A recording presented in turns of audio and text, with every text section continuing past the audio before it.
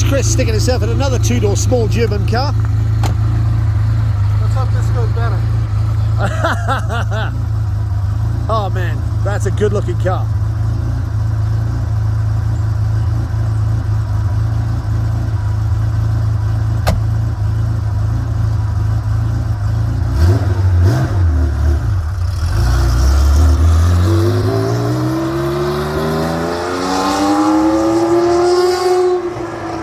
Holy moly. It's got a nice sound. Very much so.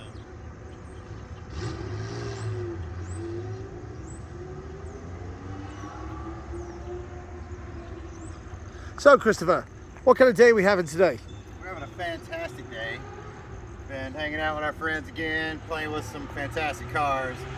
But man, that Vet's hard to beat though. That thing sounds so nasty and dirty and naughty that it's salacious. Yeah, and then we just get to have a quick drive in a Outlaw 911. I mean, not a bad day really. Not a bad day at all. This is way better than going to work at whatever hypothetical job We have a hypothetical job that we don't have. Whatever hypothetical job we don't have, but still we find ways to get by. So it's tough. It's tough at the top. It is tough at the top. It's difficult being us and having to decide how many awesome things we've done every day to really even talk about.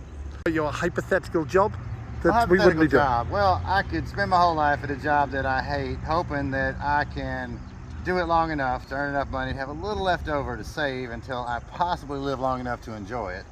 Or I could have the weird job I have now as an artist and sculptor, which obviously doesn't make me rich, but it affords me the time and freedom to do all the awesome things that I would do if I was rich. I mean, we are broke, but we kind of know people that have good stuff, I think. Yeah, we have friends that share, but we may be less than wealthy financially, but I'm obscenely wealthy in experiences and cool things I get to do. Being me, being you is pretty awesome.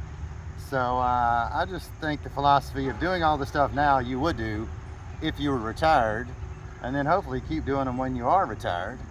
And if you don't live to retirement, at least you got to do them. Eat your dessert first. Yeah, Don't waste your time on the vegetables. We're strictly a dessert first kind of people, I think. Absolutely. Don't waste your time on the vegetables.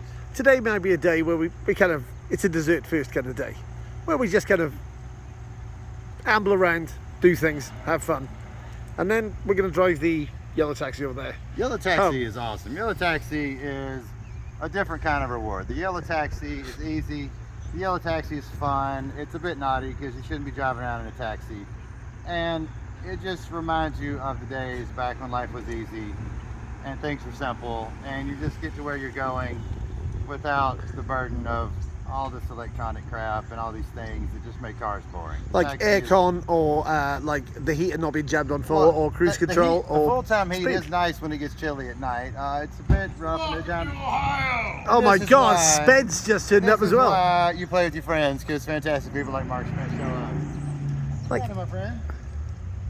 Hello, Speds. Guys, you get a Fakar class. I don't get a Fakar classic shirt. See, this is the currency of like You cannibal had to t-shirts go- and You had stuff. to go to Alaska. Oh, here's the. They're ready to get a show here. Yeah, there's that.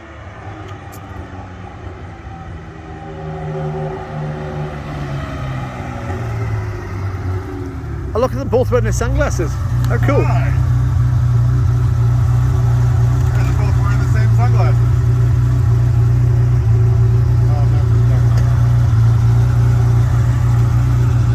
And thank you very much. We might show you a bit more when we go for a drive in a minute.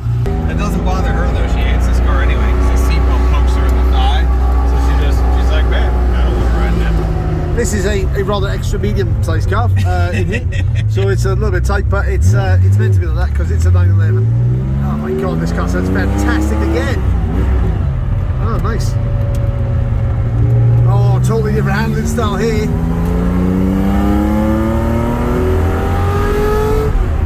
Oh man, another great sounding car. This should be very familiar to anyone who's seen that 80s film No Man's Land with Charlie Sheen. Oh yeah. Hey, so did you know Charlie Sheen started a moving company? No. Yeah, 2.5 men in a truck. Oh my God. Hear all the jokes here, kids. So this is like a phenomenally awesome car, basically. Anybody who's into Porsches and 911s knows this is where it's at. This thing really is beautiful to look at, and it makes a fabulous sound. And obviously Doug's quite enamoured with it because this is the one he had built for himself. 6 years. 6 years. 6 years? You've gone in 6 years? 6 years build. Yeah. Wow. How long have you had it built for? Oh God, this car sounds great. I think so. We started around 2015, and I mean, 1 year that was sorting out because they always need It's a sorting. 911, yeah. Yeah. Well, it's a build, so Yeah. you find things wrong, find things you did wrong. But we got all sorts of burgundy touches here and there: the stitching in the seats, defroster handles, the burgundy leather here. As you might guess, burgundy is Doug's favourite colour. Heck yeah. Burgundy and Porsches and Corvettes. Oh whoa, man, this thing sticks properly. This color is actually, it's a Ferrari color. Really? Rosso Rubino metallic, which I saw on a 599 and was enamored with how rich the color was. Yeah. You can't really tell because it's dirty. My cars are always kind of dirty because I like driving them better than I like washing them. He's definitely lying because it's actually pretty clean. But once he do it, we'll show you the cab.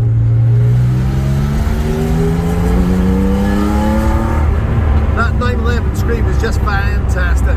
And this one's a fairly stock motor, apparently. It's a 3 litre, but it's lightened with a cam in it, of course. But fresh. And Fresh. SSI heat exchangers and M&K Sport exhaust, which to me is the best combination for any street application I've ever heard. I mean, you see like the RSRs and stuff; those sound absolutely mental. But for normal street usage, I got the idea off of another SC that I took in on trade, and it had the SSIs and the M&K. And to me, it sounded like a flat plane crank Ferrari V8 when I went under a bridge. it's got a beautiful howl to it. And it pops too. Yeah. And it's not a synthetic pop like the new Aston Martins. It's programmed in. This is real pop. Yeah. Just a wee bit too much unburned fuel. Moment to have a go in Chris Bannon's 911 RSR next. Yeah. You know, the King of Mulholland? Yeah. Yeah, with the Mulholland plate, so hopefully we'll go, oh man, this car sounds so crisp. You're right about that. That flywheel makes a huge difference. Oh yeah, it revs so freely. Yeah. So I mean, it only has like 200 horsepower, but it revs so quickly that it feels like it has more. And it's super lightweight for one of these too. Yeah, and we did that. We didn't go for the crazy twin plug motor. We didn't do a 3.2 or 3.6. We said stock motor. We're going for handling, weight, and a balanced package rather than just stupid power. Because then you go big power, you got to go bigger brakes. You got to upgrade everything. Yeah. So. Well, thanks for that, Doug. That was an amazing trip around to net. And he's lightened everything. So you've got the lightweight doors, which means I can't get out of it. The door pulls, yeah. There we go. Look at that. Everything is lightened.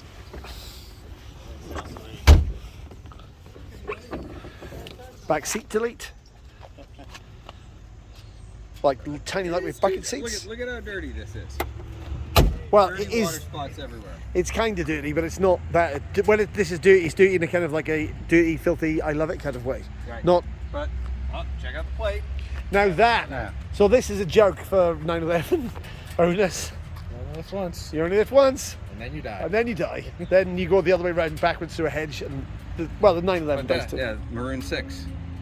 After the band. Well, yeah, it's Maroon 5 with inflation, but it's a Maroon flat 6. So Maroon 6. Nice. Yeah. I like it. Hey, Barney. How you doing? So, lightweight bumpers, different wheels. What do you do for the shocks and stuff? All standard or not? It felt hard. It's all Elephant Racing sport suspension package. So Yeah. So it's tight and light. It's a bolt-in kit, but everything's tight and light. It's a handling car. Yeah. It's a fabulous looking car. If you don't like these, there's something definitely wrong with you. Like properly wrong with you. These are the cars that are kind of like the 70s and the 80s. I mean, it's the original Cannibal cars, really. Holy crap. Nice little rough touch on the front of it too. Okay, well, thanks for that, and thanks for us going for a little spin in one of my dream cars. Didn't used to like 911s, and then I completely fell in love with them because they're just like nothing else. Thanks, guys. See you soon.